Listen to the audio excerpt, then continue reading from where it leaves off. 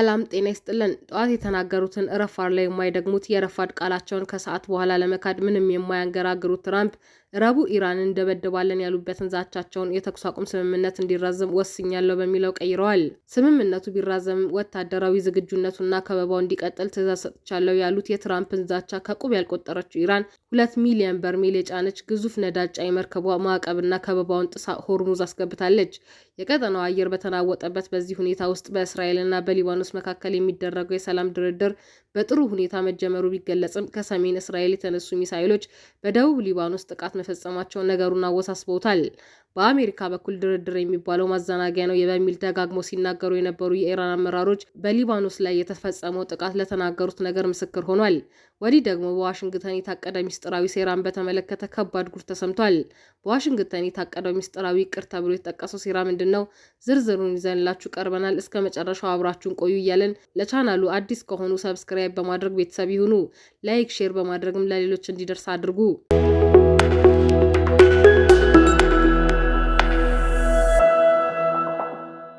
በአሁኑ ወቅት በአካባቢው እየታየ ያለው የጂኦፖለቲካ ሽኩቻ እጅግ ውስብስብና በየሰዓቱ መልክ የሚቀያየር ሆኗል። በአሜሪካ የውጭ ጉዳይ መስሪያ ቤትና በፔንታጎን አካባቢ የሚሰሙ መረጃዎች እንደሚጠቁሙት ትራምፕ የተኩስ አቁሙ ይራዘም ማለታቸው ለሰላም ካላቸው ፍላጎት ይልቅ ስትራቴጂያዊ ጊዜ ለመግዛት እንደሆነ ይነገራል። ኢራን እንደምትለው ከሆነ ዋሽንግተን ድርድሩን እንደ ዲፕሎማሲያዊ ጋሻ በመጠቀም በስተጀርባ ግን የሚሳኤል ባትሪዎችና የባህር ኃይል አቅምን ለማጠናከር እየሰራች ነው። ሚስጥራዊ እቅዱ ወታደራዊ ግጭት ከመጀመሩ በፊት የኢራን የኃይል ማመንጫዎችና የኮሚኒኬሽን መረቦች በሳይበር ጥቃት የማሽመድመድ ዓላማ እንዳለው ይገመታል። የአሜሪካ ማዕቀብና ከበባ ጥሳ የገባቸው የ2 ሚሊዮን በርሜል ነዳጅ ጫኝ መርከብ ጉዳይ ለዋሽንግተን ትልቅ ራስ ምታት ሆኗል። ኢራን በሆርሙዝ ሰርጥ ላይ ያላትን የበላይነት ለማሳየት ይህን እርምጃ መውሰዷ የአሜሪካ የባህር ኃይል ከበባ በወረቀት ላይ ብቻ ያለ እንዲመስል አድርጎታል። መርከቧ በሰላም መግባቷ ለኢራን ኢኮኖሚ ትልቅ መተንፈሻ ሲሆን፣ ለትራምፕ አስተዳደር ደግሞ በቁጥጥር ረገድ ድክመትን የሚያሳይ ተደርጎ ተወስዷል። በሌላ በኩል በሰሜን እስራኤል እና በደቡብ ሊባኖስ መካከል የተከፈተው የሚሳኤል ጥቃት የሰላም ድርድሩን ገና ሳይጀመር አደጋ ላይ ጥሎታል።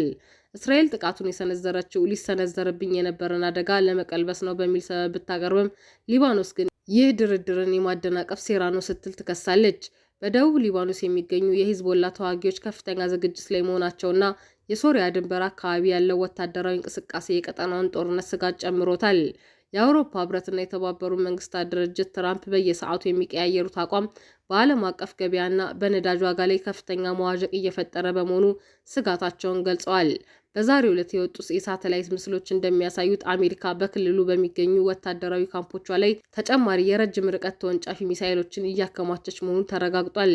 በአጠቃላይ የትራምፕ የተኩስ አቁም ውሳኔ ጊዜያዊ መረጋጋትን የፈጠረ ቢመስልም በስተጀርባ ያለው ወታደራዊ ዝግጅትና የሚሳኤል ጥቃቶች ቀጠናውን በማንኛውም ሰዓት ወደ ከፋ ግጭት ሊያመራ እንደሚችል ይጠቁማሉ። ኢራንን ብትሆን የማዕቀብ ከበባውን በመጣስ ለትራምፕ ዛቻ ግድ እንደሌላት በተግባር እያሳየች ትገኛለች። ይህ ሁኔታ የሚያሳየው በንግግር ጠረጴዛው ላይ ሰላም ቢባልም በመሬት ላይ ግን ሁሉም ወገኖች ለከፋ የጦርነት ግጭት ጣታቸውን በቃታ ላይ አድርገው እንደሚጠባበቁ ነው። የፓኪስታን ባለስልጣናት እንደገለጹት ከሆነ ድርድሩ ከ36 እስከ 72 ሰዓታት ባለው ጊዜ ውስጥ ሊጀመር ይችላል። ይህም የፊታችን አርብ የውይይቱ መጀመሪያ ቀን ሊሆን እንደሚችል ይጠቁማል። ፓኪስታን በዋሽንግተንና በቴህራን መካከል እንደ ድልድይ በመሆን ከፍተኛ የዲፕሎማሲ ጥረት እያደረገች መሆኑን ዘገባው ያመለክታል። የኢስላማባድ ባለስልጣናት ሁለቱን ወገኖች ወደ ጠረጴዛ ለማምጣት በዝግጅት ላይ መሆናቸውን ገልጸዋል። ዶናልድ ትራምፕ ሁለተኛ ዙር ድርድር ሊጀመር እንደሚችል መግለጻቸው የቀድሞውን የጠበቀ አቋም ወደ ንግግር ለመቀየር ያላቸውን ፍላጎት ያሳያል። ትራምፕ ከዚህ ቀደም ከኢራን ጋር አዲስና የተሻለ ስምምነት ለማድረግ ዝግጁ መሆናቸውን በተደጋጋሚ ሲናገሩ ቆይተዋል። ይህ አርብ ሊጀመር ይችላል የተባለው ንግግርም የዚሁ ጥረት አካል ተደርጎ ይወሰዳል።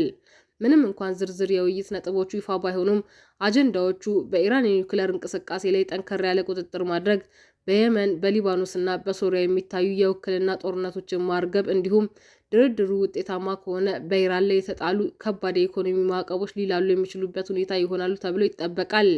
በሁለቱ ሀገራት መካከል ያለው የቆየ አለመተማመን ለድርድሩ ስኬታማነት ትልቅ እንቅፋት ሊሆን ይችላል። በሁለቱም ሀገራት የሚገኙ ጠንካራ አቋም ያላቸው ወገኖች ድርድሩን ሊቃወሙት የሚችሉበት እድል ሰፊ ነው። ይህ ድርድር በታቀደለት መሰረት አርብ ዕለት የሚጀመር ከሆነ በቀጠናው ለወራት የቆየውን ከፍተኛ ወታደራዊ ውጥረት በማርገብ ረገድ ወሳኝ ምዕራፍ ይሆናል ተብሎ ይታመናል። በዚህ በታቀደው የሰላም ድርድር ዙሪያ የእስራኤሉ ጠቅላይ ሚኒስትር ቢንያሚን ኔታንያሁ ያላቸው አቋም እጅግ ጥንቃቄ የተሞላበትና በጥርጣሬ የታጀበ እንደሚሆን ይጠበቃል። ኔታንያሁ ከዚህ ቀደም የነበረውን የ2015ቱን የኒውክሌር ስምምነት በጽኑ ሲቃወሙ የነበሩ መሪ ናቸው። አሁንም የሚደረገው ድርድር ኢራን ጊዜ እንድታገኝና የኒውክሌር አቅሟን በሚስጥር እንድታሳድግ እድል ይሰጣታል የሚል ከፍተኛ ስጋት አላቸው። ከኢራን ጋር የሚደረግ ማንኛውም ስምምነት የኒውክሌር መሰረተ ልማቷን ሙሉ በሙሉ የሚያፈርስ መሆን አለበት የሚል ጽኑ አቋም ሊይዙ ይችላሉ። እስራኤል በድርድሩ ወቅት የሚከተሉትን ጥብቅ መስፈርቶች ልታስቀምጥ ትችላለች። ኢራን ዩራኒየም የማበልጸግ ሂደቷን ሙሉ በሙሉ እንድታቆም መደረግ አለበት። ድርድሩ የኒውክሌር ጉዳይን ብቻ ሳይሆን የኢራንን የረጅም ርቀት ሚሳኤል ልማት ማካተት አለበት። በሊባኖስ ሂዝቦላህና በጋዛ ሐማስ የሚገኙ የኢራን ወዳጅ ኃይሎች የሚደረግላቸው ድጋፍ እንዲቆም ግፊት ይደረግ ትላለች። ኔታንያሁ ለዋሽንግተን የሚያስተላልፉት ዋና መልእክት ድርድሩ የእስራኤልን ደህንነት አደጋ ላይ የሚጥል ከሆነ እስራኤል ራሷን ለመከላከል ማንኛውንም ወታደራዊ እርምጃ ከመውሰድ አትቆጠብም የሚል ይሆናል። ይህም ማለት ዲፕሎማሲው ቢቀጥልም እስራኤል የራሷን የደህንነት አማራጮች ክፍት አድርጋ እንደምትጠብቅ ያሳያል።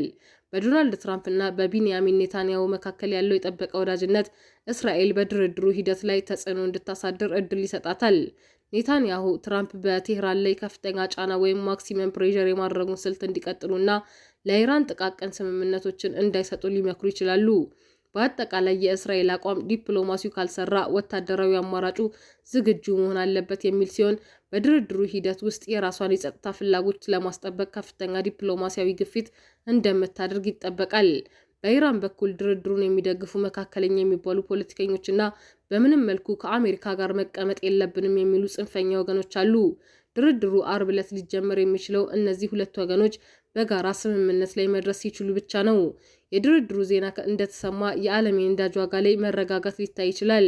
በተለይም በሆርሙዝ ሰርጥ አካባቢ ያለው ውጥረት ከቀነሰ ለዓለም ኢኮኖሚ ትልቅ እፎይታ ይሆናል። ኢራንም በበኩሏ የታገደባት የነዳጅ ሽያጭ እንዲለቀቅላት እንደ ዋና ቅድመ ሁኔታ ታቀርባለች ተብሎም ይጠበቃል። እንደ ሳውዲ አረቢያና የተባበሩት አረብ ኤሚሬትስ ያሉ ሀገራት ድርድሩን በጥንቃቄ ይከታተሉታል። የእነሱ ፍላጎት ድርድሩ የኢራንን የኒውክሌር ጉዳይ ብቻ ሳይሆን በየመንና በሌሎች የአካባቢው ሀገራት ላይ ያላትን ተጽዕኖ የሚቀንስ እንዲሆንም ነው። ይህ ጠቀሰው የጊዜ ገደብ በጣም አጭር በመሆኑ ከጀርባ ለሳምንታት ወይም ለወራት የሚቆዩ ሚስጥራዊ ንግግሮች ሲደረጉ እንደነበር ይጠቁማል። ፓኪስታን ይህንን መረጃ መልቀቋ አሜሪካና ኢራን በቀጥታ ባይነጋገሩ እንኳን በመልእክተኛ በኩል ስምምነት ላይ መድረሳቸውን ሊያሳይ ይችላል። በአጠቃላይ አርብ ዕለት የሚጀመረው ንግግር ውጤት ካመጣ በመካከለኛው ምስራቅ ለዓመታት የቆየውን የጦርነት ስጋት ወደ አዲስ የታሪክ ምዕራፍ ሊቀይረው ይችላል። ነገር ግን ጥቃቅን አለመግባባቶች ድርድሩን ገና ሳይጀመር ሊያሰናክሉት እንደሚችሉ መዘናጋት የለብንም። ለዛሬ ያስኩላችሁ መረጃ ይህን ይመስላል። ቪዲዮውን ከወደዳችሁት ላይክ፣ ሼር እያደረጋችሁ ለሌሎች አድርሱልኝ። የተለያዩ መረጃዎች እንዲደርሷችሁ ሰብስክራይብ በማድረግ ቤተሰቡ ይሁኑ። በቀጣይ በሌላ መረጃ እስክንገናኝ ሰላም ቆዩ።